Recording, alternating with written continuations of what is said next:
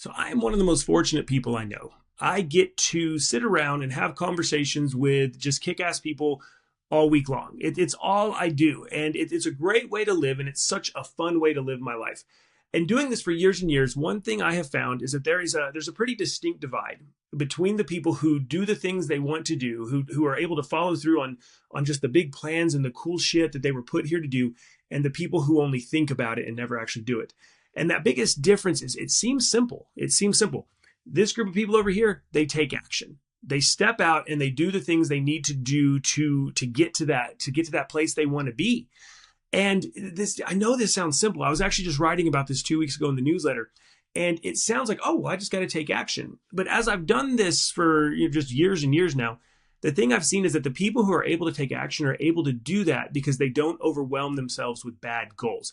They don't let themselves get so caught up in these, like this just giant long-term vision that it's impossible for them.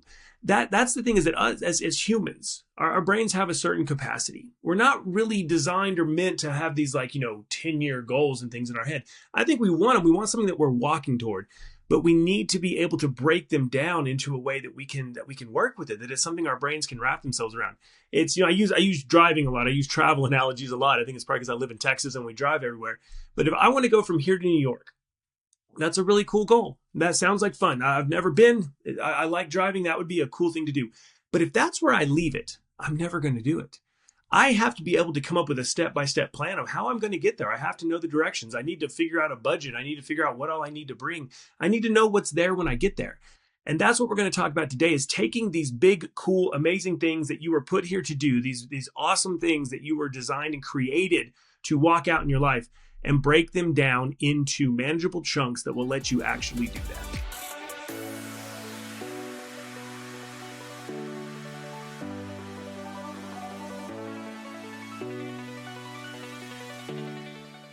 So what we're actually talking about today is goals, and setting goals, and how to set goals that you can actually accomplish. But I want you to kind of set that idea of goals aside, because there's so many just annoying things out there about goals. You've got, influencers talk about them. There's all these books, and I'm sure there's like a million things on LinkedIn about goals. Goals, goals, goals, goals, goals. Like, we've turned them into their own little industry. And that sucks, because it's the people who have goals, who have actionable goals, who actually do the cool things. So when you hear goals, I just want you to think about the things that you want to do. And it doesn't matter what they are. We have different goals for different roles in our life. I have goals for myself as a father, as a husband, as a coach, as a consultant, as a writer, as somebody with a newsletter, with this podcast, I have goals. My YouTube channel, I have goals. And all that means is that these are the things I want to do in these areas. These are the things that I think that I can use my talents in the best way to help other people. But I so often work with people who don't know how to do that. They think they have goals, but what they really have are like aspirations or hopes or dreams. I hear things like, I want to be successful. Cool. That's great. What does successful mean?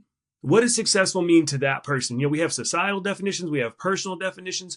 And what area of your life do you want to be successful in? I know some people who are very financially successful, but as human beings, they are absolute and utter failures.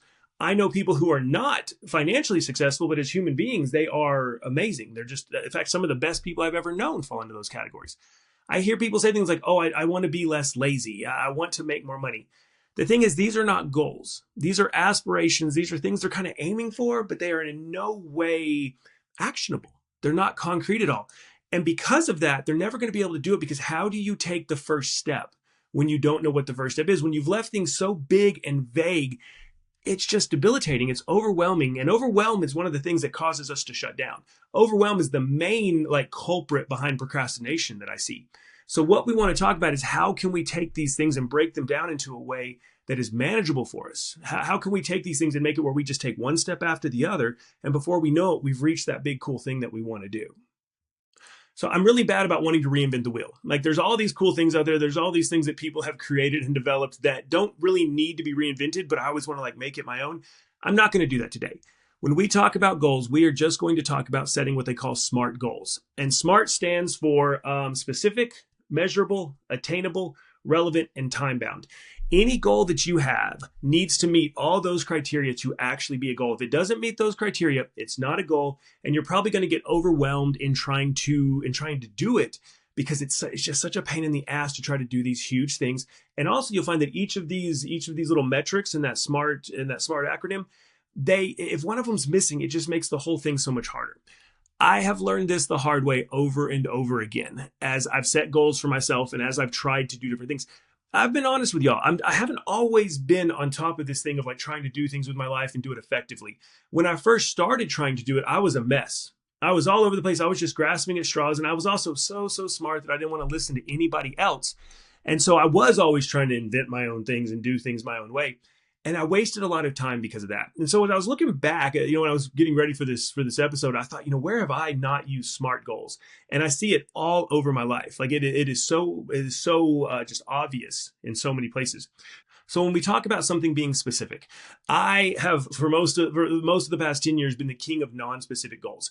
I remember like early on, maybe 20 years ago when I said this, just my goal was I want to be happier. But that is so non-specific. I mean, happiness is a feeling. There's times when you should not feel happy. When you're facing tragedy, when everything's going wrong, you can be peaceful. You can have joy in the midst of that if you've cultivated that. I don't know that you can be happy because happy is just a feeling. So that is just such a non-specific goal. And it's one that I don't even know how to aim for that. Like there's so many ways you could approach that it essentially becomes something that you're never going to approach at all. When we talk about measurable goals, measurable is something that I really struggled against for a really long time because, I don't know, putting numbers to things made me feel like I was like, crushing my creativity and I'm such a unique, special snowflake that everything is just, I can't put numbers to it. But measurable is really important. It's really funny. I ran into one of these earlier this week. One of my favorite things in the world is World War II. I read about it. I've listened to podcasts. I'll listen to books. I'll read books about it. It's the most fascinating time in human history to me. And I've been fascinated right now by some of what appears to be some overlap. Now, I'm not one of those people that's saying history is repeating itself and all that stuff, but there are some really interesting parallels between World War I and right now. Now, I'm recording this in like March of 2025, just for reference, but I do see some interesting overlaps.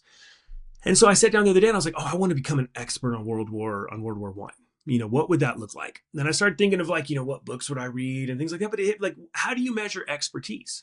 Like, what is the standard for expert? Like, is it 5 books? Is it 10 books?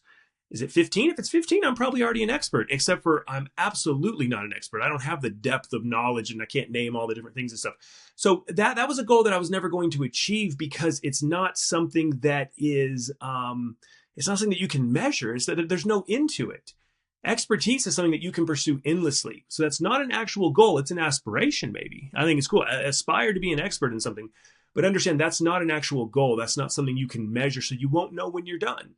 So now, and some of these, like I said, some of these are kind of embarrassing to me looking back now. But when we talk about when we talk about achievable, years and years ago, I started counseling in 2014. I left in 22-ish. So this was probably around 2015, 2016. Not making a lot of money a year, not my business was growing, but it was blocked from scaling because it was just me. I was the product. I wasn't willing to like take on associates or, supervisees or anything like that. But I had these big plans. I wanted to buy a building, and there was a building down by where my office was. And I thought, I could buy that building and I could get some yoga people in there and I could teach meditation there. Maybe we get some other health oriented people in there. And I just kind of pictured this cool little co-op of people doing good things to help other people. Man, now that my wife is in real estate and now that I work with so many agents and brokers and real estate business owners, I'm shocked at how ignorant I was at what I thought it would take for me to go buy a building. I think that this is embarrassing, but I remember driving by this one building I saw. I was thinking in my head, I was like, I bet that's at least $200,000. I'll bet you that was at least $1 million. Like I didn't know anything at all. And had I known that, I would have known that the goal of buying that building was completely unachievable for me. There was no way I could have afforded the down payment. There was no way I could have gotten enough renters in there and kept them there to pay the note on the building. That was an unachievable goal for me. Over the years, I've run into people who had some very unachievable goals. I've talked to people in their mid-30s who wanted to go pro in a sport. I've talked to people who, I want to be, I want to be a multimillionaire by the end of next year. They're cool. I mean, something to aspire to, but you're actually going to just really debilitate yourself because you're not going to be able to hit those. That is just not going to happen. A goal needs to be achievable, or else we face this crushing realization at some point as we realize that, oh my gosh, I can't carry this out. And then we feel like we've wasted that time. We get down on ourselves. We feel like a failure. It's a brutal process to go through. So just make sure from early on that your goal is achievable. And then you also want to make sure that things are relevant. Like everybody, I hope you have a long-term vision. I think if you're listening to a podcast like this, if you follow me, if you're on my newsletter, if you've known me for very long, you probably have some kind of long-term vision. And you have to make sure that things fit into that.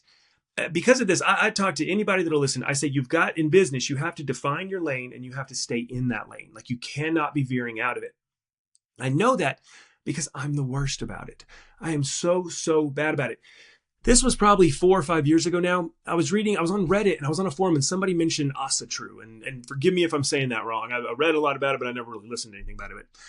But it's Asatru, and that fascinated me. Like, oh, what is that? Well, it's the modern worship of the Norse gods. And this caught my interest. And before I knew what was going on, I had read like 3 or 4 different books on it. I was on all these forums. I was reading blogs. I'd watched, a couple documentaries that were loosely related. I was going through a course from over, I think it was in England or Ireland, on Druidry, because that's kind of adjacent to it. And I go through and I do all this stuff and I learn all these things. And at the end of it, I just realized like, oh my God, like what am I going to do with this? Like, just me personally, don't send me emails, but I don't think those gods are actually real. I don't know if I'd want to follow them if they were. It's really brutal. Like Norse religion was really brutal. And what was I going to do? It had nothing to do with my business. It didn't help with my family, nothing at all. And I don't think I'd wasted it because I enjoy learning. I enjoy doing that, but it did not feed into my larger goals at all. It did not do anything to move me closer to them. And if we're not moving closer to our overall goals and our overall vision, I have to ask, like, what are we really doing? And so that moment was just really like striking to me. It really it opened my eyes to what these rabbit trails do to me when I go off on things that are not relevant. I almost did it like 3 weeks ago. I saw that Duolingo, they killed the owl or something. I guess he's not the mascot anymore. I don't know. But I thought, oh, I need to learn Spanish. I downloaded, I put in my little goals and stuff like that. I want to be fluent. But why? Like, I understand learning Spanish would be cool. There's nothing wrong with it. My son is fluent. I know a lot of people fluent in Spanish, and I envy them. I think it's cool. It doesn't really have anything to do with my long-term vision or my long-term goals. It's only going to take time away from the things that do have something to do with my long-term vision, my long-term goals. So that goal was not something that was relevant to what I want to do. And so I set it down. I've trained myself when I realize a goal is not going to take me where I really want to go, I set it down. I'm trying to get where I want to go without taking a million detours. I've taken detours for years and years and years. I don't want to take any more detours. I want to take the shortest path, the most effective path to where I want to be. And then the T is that it needs to be time bound. You have to have a deadline on things. I can't remember the name of it. There's some principle that says, work will expand to fit the allotted time. What's really cool about that is that when you set a time limit on something, when you say, I'm going to do it within this time, you usually can get the work done in that time. So one that I've had forever was I want to write a book. And that's a vague, terrible goal. Now I've come close. I've got a couple things. I've got a couple, 50, 60,000 word books on my computer that I've abandoned because I did not have the criteria set up for them. I didn't follow through in the way I should. So I do have a goal to write a book next year. So I want to write a book in 2026. I need to break that down in a bunch of ways and make it actionable. But at least I do have it on the schedule instead of like, I'm going to write a book as I go. That's something that like some huge percentage of Americans want to write a book, but some tiny percentage of them ever actually do it. And so for me, that's one of those things that show that the time-bound thing is very important. Because I can tell you, next year, when I set a time limit on it and I break that down into weeks and days and see what I need to do, I'll get that book written. But I'll only do it because I'll make it time-bound. I'll give myself a deadline. I know we don't like deadlines. I know that like we kind of get our back up against them. Deadlines are good for us. Giving ourselves something to aim for and to do what we need to do to achieve that is very good for us. And really, a lot of things don't get done without it. Now, I want to make sure that I give you a good example of what this looks like with a concrete goal. And so we're going to take one that's really broad and we're going to break it down as we go. One of the most common things I hear from people is, I need to learn to budget. I want to be better with money. I want to have more money. Just this whole kind of general goal around money. And so the thing is, I want to make more money or I want to be better with money. Let's go with that one. I want to be better with money. That is not a good goal. That is not specific. It's not measurable. It's not achievable. It's in that form, it's not relevant. It's not time bound at all. So when we can take that, I want to be better with money, and we can make it specific. What do you mean by being better with money? Oh, I want to learn to budget and I want to waste less money on unnecessary things. Awesome. That is specific right there. That is where we can say, okay, you want to take some money and you want to save it. And you want to do that partially by spending less on dumb shit that you don't need. Really, if all of us did that, we would be doing better. I understand there's some people out there who really have no leftover. A vast majority of the people I talk to, this is their problem. They're not saving money and they're spending it on things they don't need. So that's a good start right there. Now we need to make it measurable. We've got to put some numbers on it. If you find yourself kind of like resisting the idea of putting numbers on it, understand that that is probably some kind of self-sabotage that wants to keep you from ever actually doing it. So you've got to put numbers on it. So let's say that the person decides, I want to, by the end of the year, I want to have at least $5,000 in savings and I want to cut my unnecessary spending by 20%. Awesome. These are numbers. You can take that 5,000 and say, oh, this is how much I need to save each week to do it. Let's say you're going to put $100 a week in your savings account, and you're actually going to come out ahead at the end of the year. And that 20%, you can go through your budget and you can look at where you're wasting money. I cringe when I do this, but I try to do it pretty often. And so once you have that number of what you're spending on things that you don't need to spend money on, just take 20% of that and stop doing it. Set yourself that limit. So we've now made it measurable. And this is something the mind can really wrap its head around. Now, making it achievable is very important because when we start talking about like switching our money up and doing things differently with it, we get kind of hyped up at first and it's new and it's exciting, it's fun. So, we want to say something like, I'm going to save $200 a week. I'm going to save $300 a week. Maybe that's achievable for you. Maybe it's not. If it's not achievable, it's absolutely going to cripple you. When I used to teach meditation more than I do now, but I'd have a session with somebody and they would come out of a guided meditation. And they'd be like, oh my gosh, this is awesome. This is amazing. And I've had people tell me, I'm going to do this for 45 minutes a day. And I would always say, please don't do that. Just do 5 minutes a day. 45 minutes a day is so overwhelming and unachievable that it's actually going to make you throw the whole thing out the window. So for this person who wants to be better with money, if they suddenly decide that, oh, I'm going to start saving $500 a week, and they just don't have that amount of money, or they decide I'm going to cut 50% of my unnecessary spending, and all of a sudden their lives, they don't enjoy their life and there's nothing to look forward to, that by setting those unachievable goals, they are really shooting themselves in the foot. Now, making it relevant. This is really important with money as well, because like I hear people say that money doesn't matter and you shouldn't care about money. When you live in a capitalist society like I do, everything is based around money. Money is not just some frivolous thing that you can't care about. Money is your health. It is what you eat. It's where you live. So to some degree, it's your safety. It's if you get to take vacations. It's the opportunity you provide for your kids. Money is a big, big deal. And so when you're going to start messing with it and adjusting it to fit your life, you better make sure that that is relevant to your long-term goals, or it's going to be so easy to abandon it. So when you look at your long-term goals, if it's something like if you want more security in your life, if you feel like you want more safety, money is one path to that. It's not a perfect path, I want to be clear, but it is a path to that. And so by making it relevant, you can remind yourself, I am doing this now so I can be more secure in the future. If one of your long-term goals is you want to take your family to Disney World, good Lord, I was looking at that the other night. May watched some Disney movie. She said, when are you going to take me to Disney World? I don't know. Let me do some research. Maybe never. Like what it takes to go to Disney World these days is insanely expensive. And so, but let's say I make that my goal. Let's say that I want to I make it, that's one of my long-term vision things. And so I say, I want to save enough money to take my family to Disney World in 2026. Cool. Since I'm tying it to that, since I'm making it relevant, it is going to make it so much easier when I want to spend my money on a magic card that I don't need or just some other dumb shit. I have that in my head of that. Oh, wait, this action right here is in direct contradiction to my long-term vision. And that makes it so much easier. So you have to keep it relevant. You have to make sure that it always comes back to those long-term goals. And then this has to be time bound. This example here, we're saying end of year. Now, in general, I'm not a fan of year-long goals. Let me rephrase that. I am not a fan of year-long goals as just the only goal. I'm a huge fan of year-long and 5-year and 10-year goals, but they have to be broken down.